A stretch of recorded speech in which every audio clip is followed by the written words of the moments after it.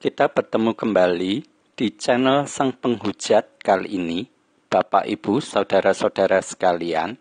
Di episode ke-7 kali ini, kita akan membahas Kitab Kejadian pasal 5. Tidak perlu terlalu berlama-lama lagi, silakan Bapak Ibu menyiapkan Alkitabnya. Kita membuka Kejadian pasal 5. Kejadian pasal 5 ini terdiri dari 32 ayat. Saya akan membacakan untuk Anda semua. Kejadian 5, keturunan Adam. Inilah daftar keturunan Adam. Pada waktu manusia itu diciptakan oleh Allah. Dibuatnyalah dia menurut rupa Allah. Laki-laki dan perempuan diciptakannya mereka. Ia memberkati mereka dan memberikan nama manusia kepada mereka pada waktu mereka diciptakan. Setelah Adam hidup 130 tahun, ia memperanakan seorang laki-laki menurut rupa dan gambarnya, lalu memberi nama Set kepadanya. Umur Adam setelah memperanakan Set 800 tahun, dan ia memperanakan anak-anak lelaki dan perempuan. Jadi Adam mencapai umur 930 tahun, lalu ia mati. Setelah Set hidup 105 tahun, ia memperanakan Enos. Dan Set masih hidup 807 tahun setelah ia memperanakan Enos. Dan ia memperanakan anak-anak lelaki dan perempuan. Jadi Set mencapai umur 912 tahun, lalu ia mati. Setelah Enos hidup 90 tahun, ia memperanakan Kenan. Dan Enos masih hidup 815 tahun. Setelah ia memperanakan Kenan. Dan ia memperanakan anak-anak lelaki dan perempuan. Jadi Enos mencapai umur 905 tahun lalu ia mati. Setelah Kenan hidup 70 tahun, ia memperanakan Mahalaleel. Dan Kenan masih hidup 840 tahun. Setelah ia memperanakan Mahalaleel. Dan ia memperanakan anak-anak lelaki dan perempuan. Jadi Kenan mencapai umur 910 tahun lalu ia mati. Setelah Mahalaleel hidup 65 tahun, ia memperanakan Yared. Dan Mahalaleel masih hidup 830 tahun setelah ia memperanakan Yared. Dan ia memperanakan anak-anak lelaki dan perempuan. Jadi Mahalaleel mencapai umur 895 tahun. Lalu ia mati. Setelah Yared hidup 162 tahun, ia memperanakan Henok. Dan Yared masih hidup 800 tahun setelah ia memperanakan Henok. Dan ia memperanakan anak-anak lelaki dan perempuan. Jadi Yared mencapai umur 962 tahun, lalu ia mati.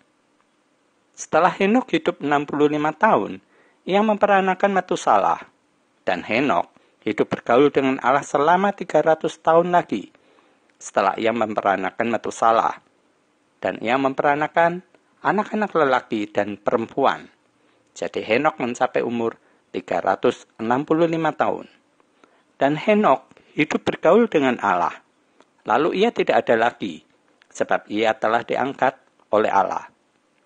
Setelah Metusalah hidup 187 tahun, ia memperanakan Lamek. Dan Metusalah masih hidup 782 tahun setelah ia memperanakan Lamek. Dan ia memperanakan anak-anak lelaki dan perempuan.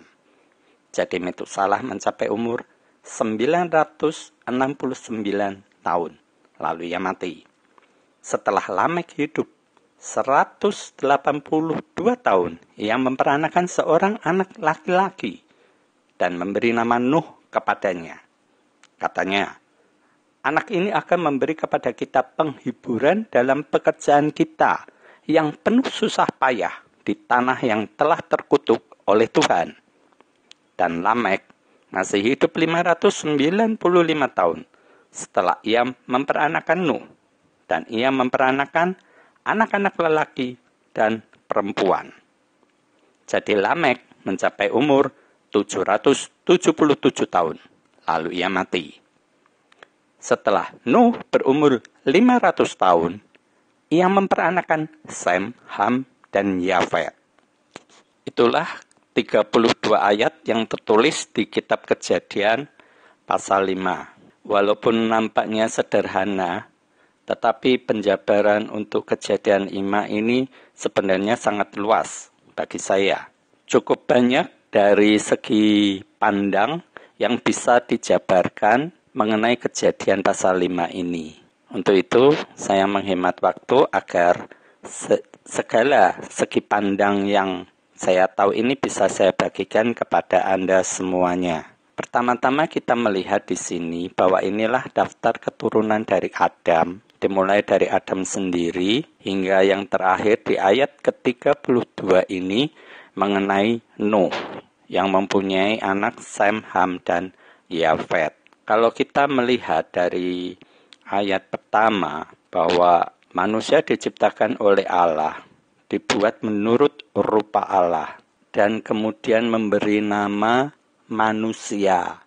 Manusia ini ternyata satu terjemahan dari LAI, yaitu dengan kata Adam, yang menggunakan kata Ibrani, yang berarti manusia. Kita tahu bahwa manusia dibuat menurut rupa Allah. Entah ini terjemahannya betul atau tidak, saya bukan yang menguasai bahasa aslinya, entah Aramaik, entah Yunani, entah Ibrani, tapi kita membahasnya berdasarkan terjemahan dari LAI, terjemahan baru. Kalau kita melihat begini, manusia diciptakan menurut rupa Allah, berarti rupa kita. Rupa itu adalah wajah, bentuk.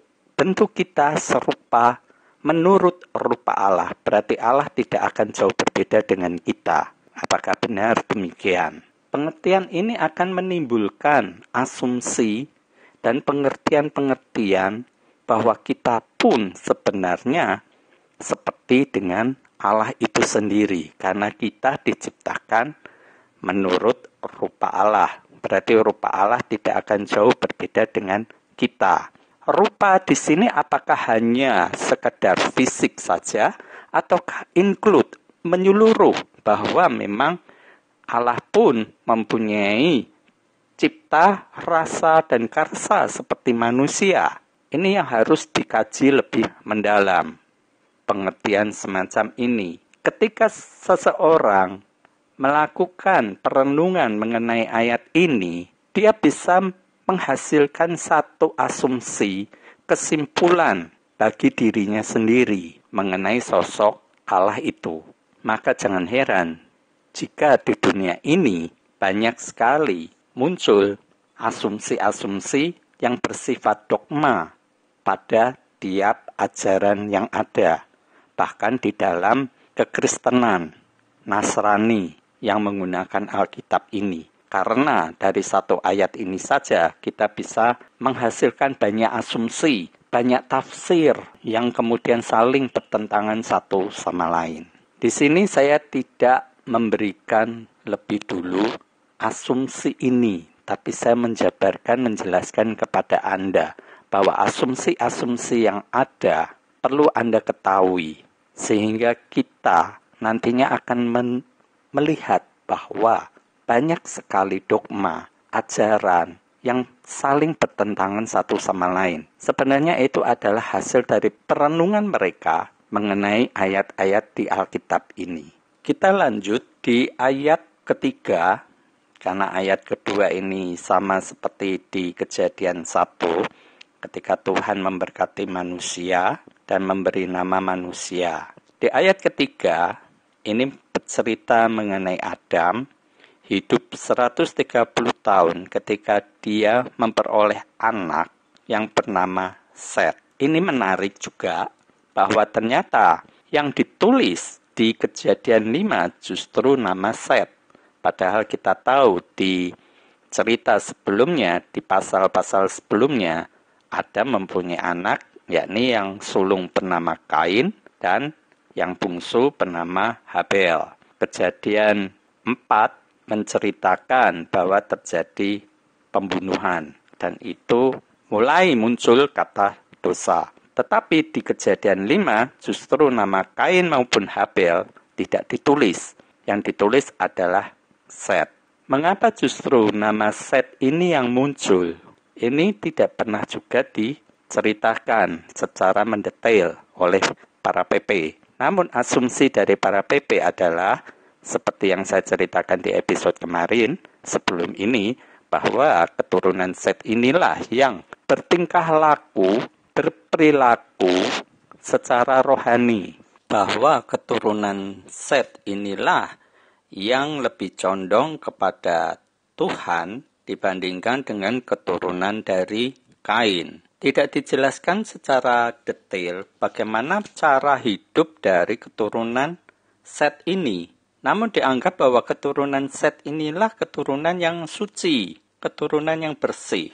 Sehingga ditulis di dalam Alkitab sebagai keturunan dari Adam. Karena seperti yang saya ceritakan dulu di episode sebelumnya bahwa ini adalah lembaran kosong, jadi boleh saja siapa yang mau bercerita menurut asumsi diri mereka masing-masing.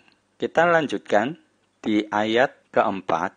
Umur Adam setelah memperanakan Set 800 tahun dan ia memperanakan anak-anak lelaki dan perempuan.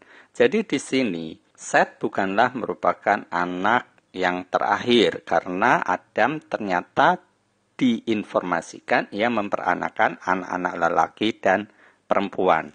Berapa jumlah anaknya? Silahkan Anda isi sendiri karena ini tidak ada detailnya, tidak ada rinciannya. Ini lembaran kosong lagi, jadi terserah. Jika Anda mempunyai fantasi, imajinasi yang hebat, Anda tulis aja cerita mengenai kehidupan Adam di Kejadian 5 ini. Cerita yang mengasihkan dan mungkin kalau Anda bisa menjadi viral, Anda akan menjadi J.K. Rowling, mengalahkan cerita Harry Potter-nya. Ini satu lembaran kosong, makanya saya menggugah, saya memberikan satu motivasi kepada generasi milenial yang ada, bahwa ini cerita hanya satu perikop-perikop, batasannya tidak ada, batasannya begitu longgar, perikopnya pun mudah. Jadi Anda bisa kembangkan sendiri. Ceritanya di sini luar biasa. Ini lembaran kosong yang bisa Anda isi sendiri. Di ayat kelima tertulis, jadi Adam mencapai umur 930 tahun, lalu ia mati.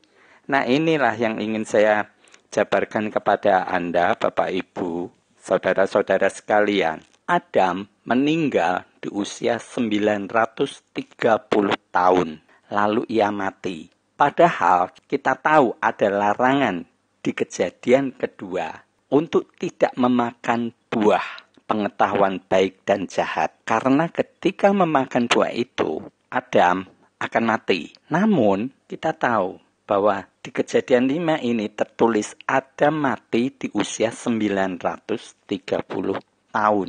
Pembedanya begitu jauh. Ketika Tuhan mengatakan hari ini engkau mati, ternyata ketika Adam makan, dia tidak mati. Tapi justru dia meninggal, mati di usia 930 tahun. Apakah ini satu kontradiksi? Apakah ini satu kutukan yang omong kosong? Oh no! Jikalau pendeta Anda ataupun pengkhotbah yang menjawab pertanyaan ini kepada Anda, mereka seringkali mengkaitkan dengan kematian secara rohani, dan itu sudah saya bantah di episode-episode yang terdahulu, dan itu Anda bisa lihat lagi di video di channel ini. Itu akan sangat ngawur, dan Anda tahu dengan jelas akan hal itu. Itu sudah saya jabarkan secara detail, bahwa mati secara rohani pun Anda harus tanya kepada pendeta Anda itu. Di sini jelas jawaban itu tidak benar. Lantas apakah Alkitab ini keliru? Bahwa sebenarnya Adam mati pada hari itu juga, ternyata tidak mati pada hari itu. Dia mati 930 tahun kemudian, di usia 930 tahun. Lama waktunya. Ini adalah permainan waktu. Seperti yang sudah saya jabarkan di episode dulu. Harinya adalah hari Tuhan, bukan hari kita. Dan itu nantinya kita akan mengerti bahwa hari Tuhan itu dijabarkan di Perjanjian Baru. Bahwa Satu hari di hadapan Tuhan sama dengan 1000 tahun di kehidupan kita ini. Jadi, jika kita memakai asumsi semacam itu, jelas Adam memang mati di hari itu juga. Dia tidak mencapai 1000 tahun. Dia meninggal di usia 930 tahun. Ibaratnya, jika kita ilustrasikan dengan hari, dari pagi sampai malam, maka kemungkinan Adam ini mati di waktu maghrib menjelang malam. Jadi perkataan Tuhan di Kejadian 2 tidak keliru. Yang keliru adalah asumsi dari para PP. Tinggal Anda mau menerima yang mana. Masih tetap bersikukuh bahwa yang mati secara rohani, ataukah penjelasan saya ini bahwa sebenarnya Adam memang mati di hari itu juga. Karena satu hari di hadapan Tuhan adalah 1000 tahun untuk kehidupan kita.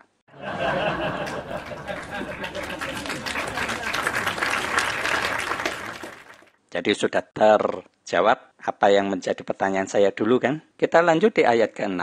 Setelah Set hidup 105 tahun, ia memperanakan Enos. Dan Set masih hidup 807 tahun setelah ia memperanakan Enos, dan ia memperanakan anak-anak lelaki dan perempuan. Ini sama seperti Adam, bahwa Set pun hidup berabad-abad. Menurut kehidupan kita di sini, dia hidup mencapai 912 tahun, lalu ia mati. Lebih muda sedikit dibandingkan dengan Adam. Dan begitu juga seterusnya dengan Enos. Enos memperanakan Kenan, dan kemudian Enos mati di usia 905 tahun. Ini juga lebih muda dibandingkan bapaknya, yaitu Set. Apa yang menarik dari sini, Bapak Ibu? Kalau ini Anda bisa baca seperti yang saya katakan tadi, semua di sini tertulis adalah nama laki-laki. Satu pun tidak ada nama wanita, nama perempuan.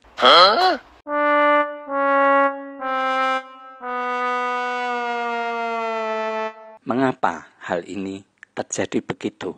Bahkan nama istrinya pun tidak tertulis. Jelas ini adalah yang disebut dengan patriarki atau dominasi dari jenis kelamin laki-laki. Kitab Kejadian, bahkan saya katakan Alkitab, baik Alkitab maupun Al-Quran, sesungguhnya adalah tulisan-tulisan yang bersifat patriarki atau merupakan keunggulan bagi jenis kelamin laki-laki. Jadi, jika PP Anda mengatakan bahwa ada kesetaraan gender antara laki-laki dengan perempuan, jelas itu sama seperti tadi yang saya jelaskan mengenai kematian rohani. Semua itu bohong.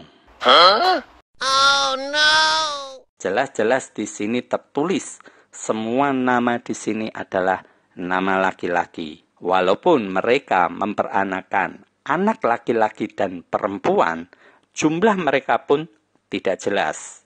Nama mereka juga tidak jelas. Dari sampai Kejadian 5 ini, yang tertulis anak perempuan adalah keturunan dari Kain. Masih ingat di episode kemarin? Hanya satu nama perempuan yang disebut, yaitu Naama. Ini menjelaskan kepada kita bahwa mohon maaf bagi yang berjenis kelamin wanita atau perempuan. Sesungguhnya di dalam Alkitab ini tidak satu pun yang menyatakan kesetaraan gender, kesetaraan kelamin antara laki-laki dengan perempuan. Bahkan ada cerita mengenai Lilith yang menolak untuk tunduk di bawah Adam.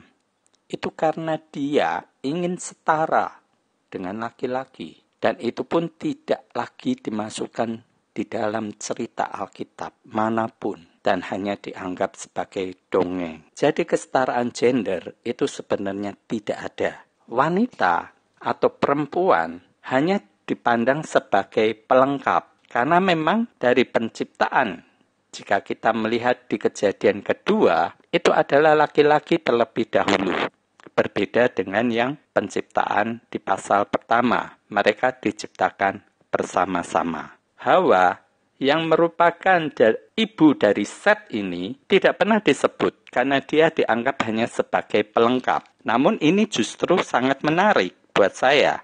Mengapa? Tidak satu pun informasi dari kitab Kejadian hingga Wahyu yang menceritakan mengenai kematian dari Hawa. Di usia berapakah Hawa meninggal? Tidak ada. Coba Anda tanyakan kepada PP Anda. Siapa yang berani menjawab? Hawa meninggal usia berapa? Di mana ayat yang tertulis hal itu? Ini kertas kosong yang asik untuk dibuat cerita fantasi. Yang luar biasa jika Anda ingin bercerita panjang mengenai tokoh wanita, Anda bisa bercerita mengenai Hawa ini. Sebagaimana yang sudah saya ceritakan di episode terdahulu, bagaimana yang diusir dari Taman Eden justru si laki-laki, Adam yang diusir. Sementara Hawa tidak diusir. Lantas ngapain aja Hawa di Taman Eden? Asumsi yang muncul waktu itu adalah bahwa dia mendapatkan pelajaran dalam hal birahi itu yang menjadi kutukan Tuhan kepada Hawa. Namun, jika melihat dari Kejadian 5 ini, bisa menambah asumsi yang lain, bahwa Hawa kemungkinan memakan buah kehidupan sebelum Allah menciptakan kerub. Ingat, Hawa telah memakan buah pengetahuan baik dan jahat. Dia menjadi tahu segala hal yang baik dan yang jahat. Jika dia memakan buah kehidupan, dia akan kekal. Maka dari itu, di Alkitab tidak tertulis kematian mengenai Hawa. Jadi Hawa termasuk makhluk kekal. Bukankah ini menarik bahwa wanita sebenarnya superior, tidak akan mati, melainkan kekal dibandingkan dengan laki-lakinya. Cerita saya ini pasti akan menghebohkan dan akan mendapatkan kritik pedas dari kaum PP. Ya sekali lagi, tidak apa-apa, karena ini kertas kosong. Anda tidak bisa membuktikan kapan Hawa meninggal.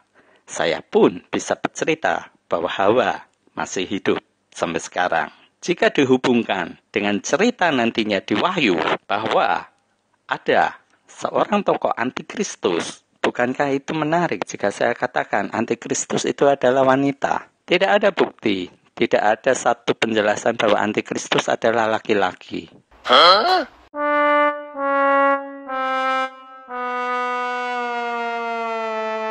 Di zaman now sekarang ini, kita tahu bahwa potensi wanita begitu luar biasa. Inilah yang dilihat oleh PP. Sehingga dikamuflase, dibiaskan bahwa ada kesetaraan gender di dalam Alkitab. Bahwa memang wanita itu setara dengan pria. Sehingga mereka diciptakan bersama-sama. Sesungguhnya tidak, Bapak Ibu. Jika Anda melihat di sini dari kitab Kejadian, pasal pertama sampai pasal kelima, bahkan nanti pun saya akan buktikan kepada Anda di Perjanjian Baru, tidak ada kesetaraan itu. Tapi mengapa PP selalu mendengungkan kesetaraan gender itu?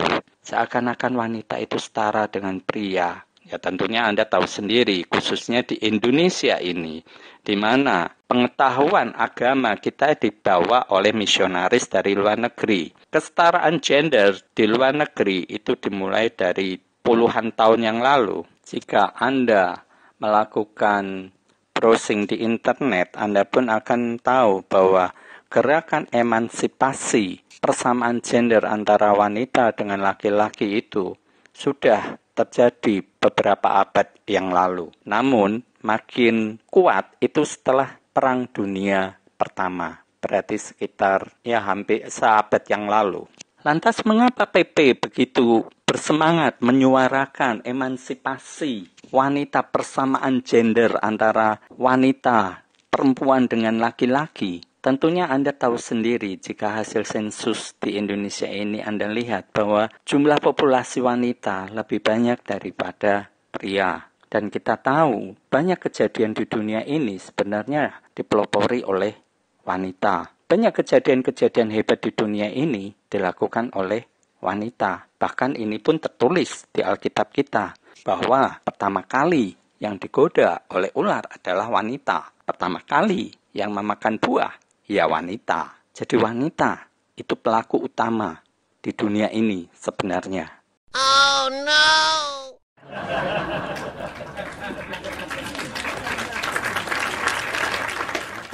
Apakah Anda dapat membayangkan bagaimana kehidupan ekonomi dunia ini sebenarnya berputar itu karena pelayanan untuk melayani wanita. Begitu banyak usaha bisnis yang dikembangkan dan berkembang menjadi luar biasanya maju hanya untuk melayani wanita. Begitu luar biasanya kehidupan ekonomi dunia ini berputar, berjalan. Sebenarnya ya karena wanita. Karena itulah jangan heran jika PP di tempat Anda akan menyuarakan persamaan gender itu. Dan Anda pun bisa melakukan observasi, bisa menanyakan itu di tempat gereja Anda. Bahwa yang aktif di dalam gereja itu kebanyakan juga wanita. Secara prosentase, gereja di seluruh Indonesia ini yang aktif bergerak itu justru wanitanya. Di tempat saya sendiri, setiap ada pendalaman Alkitab, yang datang mayoritas lebih banyak wanita. Bahkan saya pernah di luar kota sekalipun, gerejanya juga sama, lebih banyak wanita. Jadi jangan heran jika PP lebih memprioritaskan persamaan gender ini. Karena jika Anda sebagai wanita, sebagai emak-emak, melakukan mogok tidak mau ke gereja, wah, sepi. Tidak ada pemasukan sama sekali. Bisnis tidak akan berjalan sebagaimana yang diharapkan.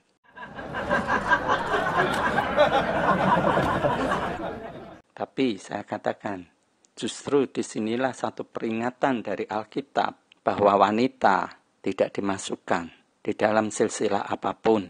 Bahkan dari perjanjian lama hingga perjanjian baru, tidak ada persamaan gender itu. Bukan berarti saya meremehkan mengenai wanita, tetapi inilah yang tertulis di Alkitab. Jangan terlalu merasa berlebihan sebagai seorang wanita, karena Alkitab tidak pernah mencatat persamaan gender itu. Wanita hanya dianggap sebagai pelengkap. Huh? Oh no! Di sini kita sudah melihat dari dua macam segi pandang, yaitu mengenai kematian Adam yang dilihat dari segi waktu, bahwa mati di pasal pertama, di pasal kedua, itu ternyata baru terpenuhi di pasal kelima ini dengan usia 930 tahun. Kemudian dari segi emansipasi wanita, di sini sama sekali tidak ada penyebutan nama wanita di Kejadian 5 ini. Semuanya laki-laki, nama laki-laki. Jadi persamaan gender tidak ada di sini. Jadi itu hanya kebohongan jika Alkitab menyatakan ada persamaan gender. Bahkan Anda pun jelas-jelas mengerti bahwa wanita diciptakan untuk menolong laki-laki. Karena binatang tidak bisa menolong manusia. Maka diciptakanlah perempuan yang berasal dari laki-laki itu. Lantas apalagi yang bisa kita lihat di sini? Kita lihat nama Enos, kemudian nama Kenan, Mahalaleel. Berapa banyak nama-nama ini disebut oleh PP ketika mereka berkhotbah.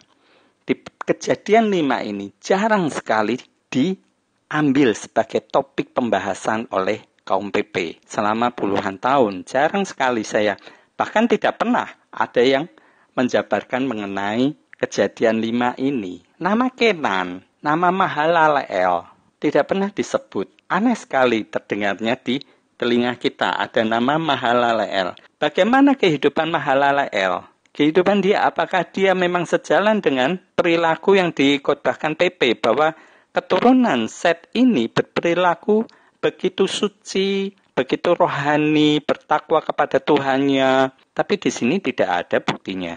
Ini lembar kosong, hanya tertulis namanya doang. Perilakunya bagaimana kita tidak tahu.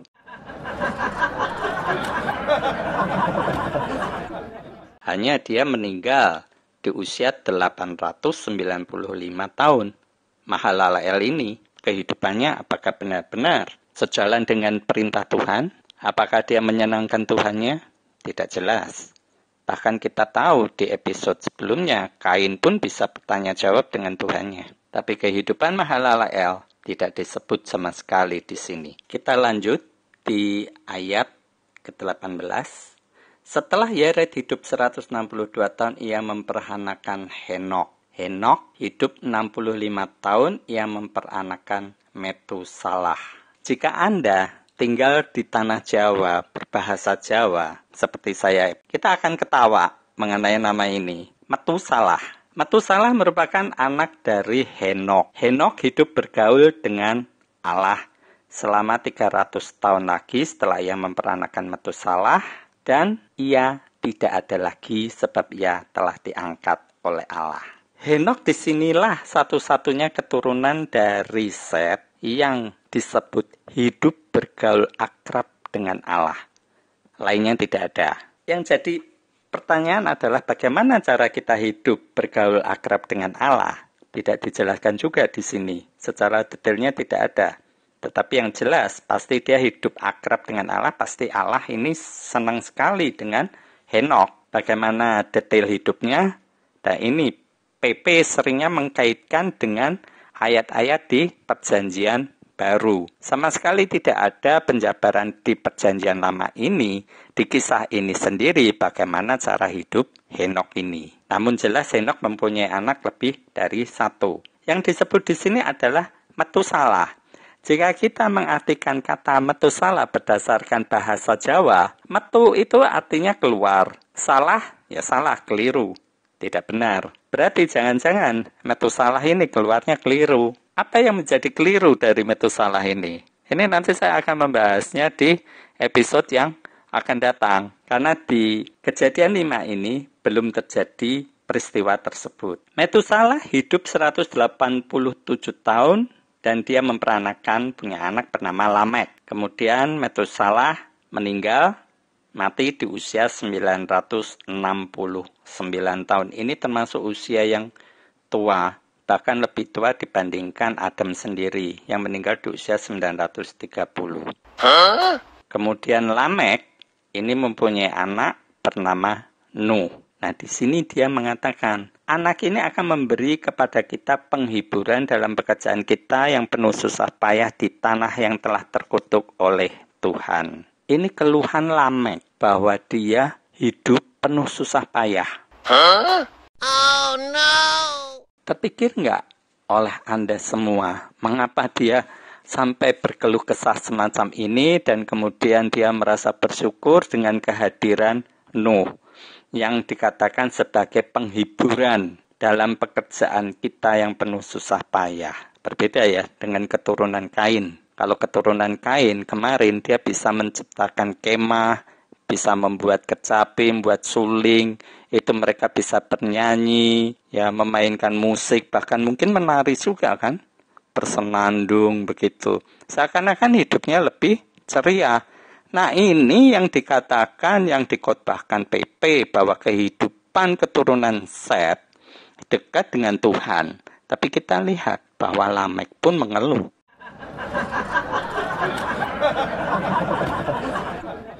Yang hidupnya begitu dekat dengan Tuhan. Bahkan bapaknya si Henok kakeknya si Henok hidup akrab dengan Tuhan, tapi justru Lameknya sendiri merasa susah. Sangat ironis ya. Anda bayangkan, kakeknya hidup bergaul akrab dengan Tuhan. Sementara cucunya mengeluh. Ada keluhan yang muncul di sini. Berbeda dengan di keturunan Kain. Walaupun mereka diasumsikan oleh PP hidup mereka duniawi, sekuler, di dunia sekuler, tapi tidak ada keluhan ini. Justru keluhan ini muncul dari keturunan yang dianggap suci. Ini bias. Inilah sesuatu yang saya katakan. Terkadang khotbah PP itu akan membuat Anda kebingungan. Data yang disampaikan PP dengan apa yang Anda baca di Alkitab, ini masuk di dalam otak Anda. Dan itu akan terproses secara alami, secara natural di dalam diri Anda. Lama-kelamaan ini akan muncul di bawah sadar Anda, bahwa ada hal yang kontradiksi. Saya sarankan kepada PP, jangan menambah-nambahi, jangan mencoba untuk mengulas, memberikan sesuatu yang akhirnya kontradiksi di dalam Alkitab itu sendiri. Kasihan jemaatmu. Akhirnya Anda akan, bagi Anda jemaat di sini, akan muncul satu anggapan bahwa semua itu bohong. Oh no! Alkitab ini menurut saya ada yang tidak tertulis. Penjelasannya memang jauh nantinya dan itu tidak dijelaskan di awal-awal.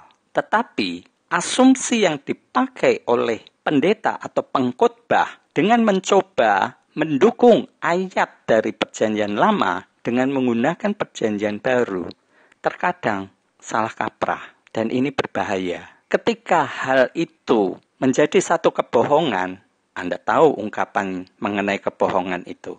Kebohongan ditutup dengan kebohongan yang lain. Dan itu akan berlanjut terus-menerus. Huh? Oh no!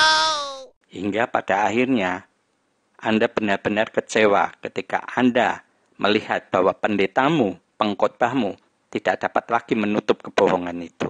Maka dari itu, channel Sang Penghujat ini mencoba untuk mengantisipasi jangan sampai Anda kecewa ketika Anda melihat kebohongan-kebohongan dari gembala gerejamu, dari pengkhotbahmu, dari siapa saja. Saya selaku host di sini, saya menjabarkan semuanya apa yang ada ini secara tertulis gamblang apa adanya. Asumsi yang beredar saya jabarkan. Selanjutnya memang hanya pilihan. Semua itu hanya pilihan. Free will to choose. Anda yang memilih, Anda yang menentukan, bukan saya. Kita di sini sama-sama menyodorkan data yang ada di hadapan Anda. Kita lanjut di ayat ke-30.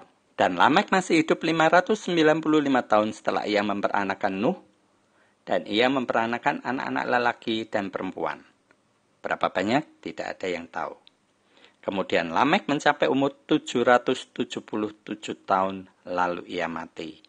Ini usia kematian yang dibilang relatif agak lebih pendek dibandingkan dengan leluhurnya. Kecuali Henok yang memang dia tidak ada lagi di usia 365.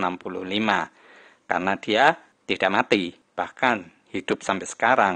Jika kita mendasarkan dari Alkitab ini. Bahkan sampai sekarang Henok pun masih hidup karena dia bergaul dengan Allah. Dia sudah diangkat Allah. Di ayat terakhir, setelah Nuh berumur 500 tahun, ia memperanakan Sem, Ham, dan Yafet. Inilah akhir dari Kejadian 5.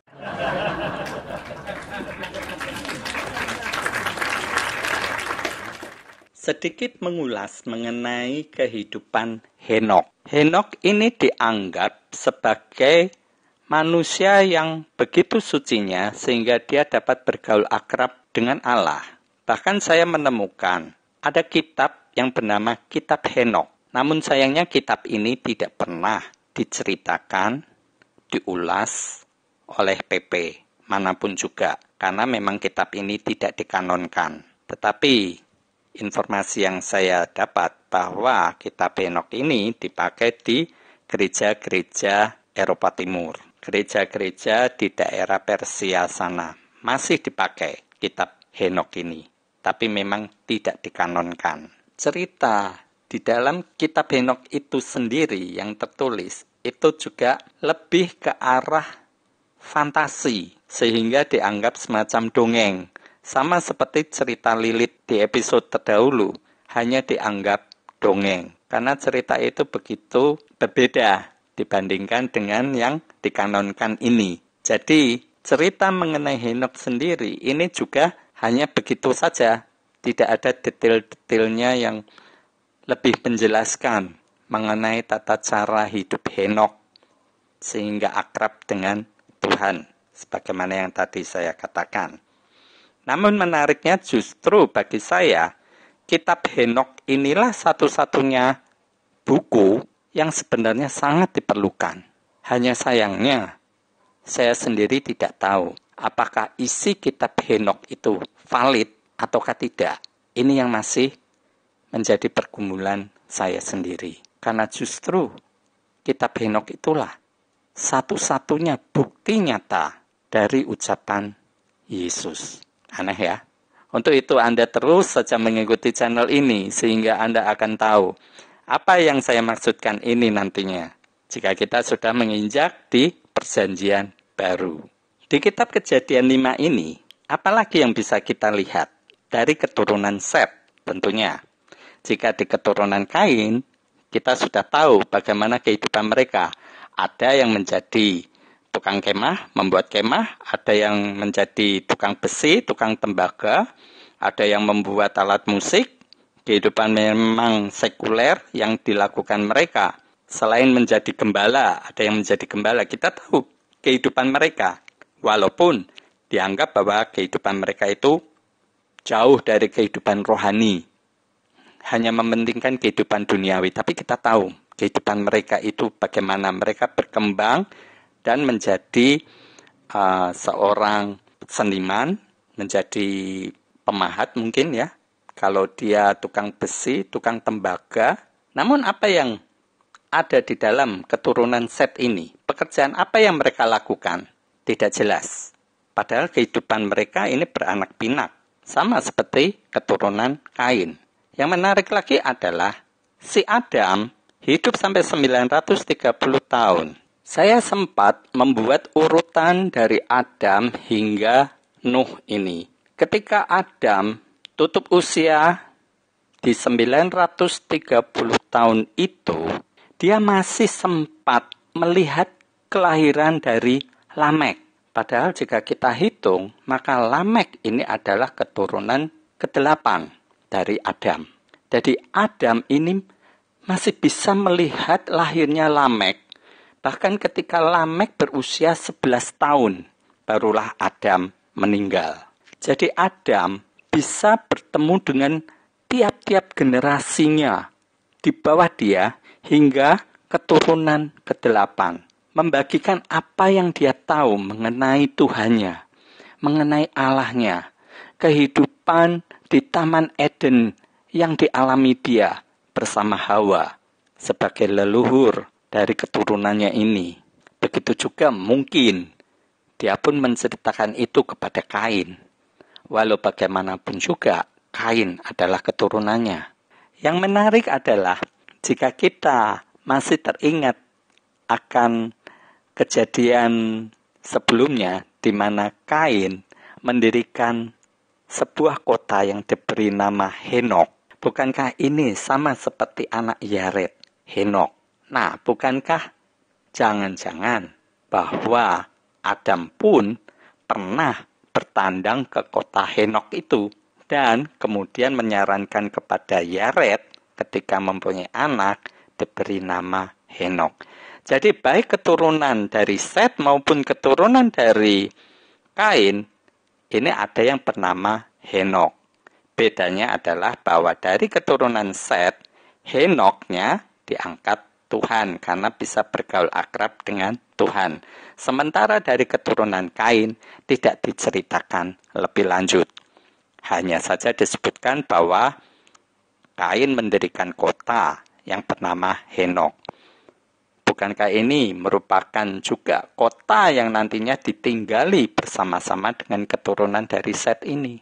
Disebut kota pasti penduduknya banyak. Tidak cuma hanya 3 orang. Jadi percampuran itu pastinya ada antara dari keturunan Set dan keturunan Kain ditambah keturunan-keturunan yang lainnya. Karena tidak disebutkan siapa saja anak Adam dan Hawa. Oke Bapak Ibu, saya rasa di episode kali ini cukup sekian dahulu. Kita akan melanjutkan di episode mendatang dengan cerita yang lebih seru, dengan segi pandang yang tentunya berbeda dengan khotbah para PP, sehingga wawasan Anda pun tidak hanya itu-itu saja, tapi Anda bisa memandang dengan segi yang lain, sehingga wawasan Anda lebih luas, dan Anda tentukan sendiri mana kebenaran yang Anda tahu, yang Anda pilih sebagai pegangan hidup Anda nantinya. Bagi channel Sang Penghujat, kehidupan ini tidak hitam putih, tidak benar dan salah. Tapi kehidupan itu beragam, dan itu dibutuhkan yang disebut bijaksana. Terima kasih untuk perhatian Anda. Silahkan untuk menuliskan komentar Anda di channel ini. Apapun kritikan Anda dan masukan Anda, kiranya bisa membuat channel ini lebih semarak. Terima kasih sekali lagi atas perhatian dari Bapak Ibu, saudara-saudara semuanya. Shalom.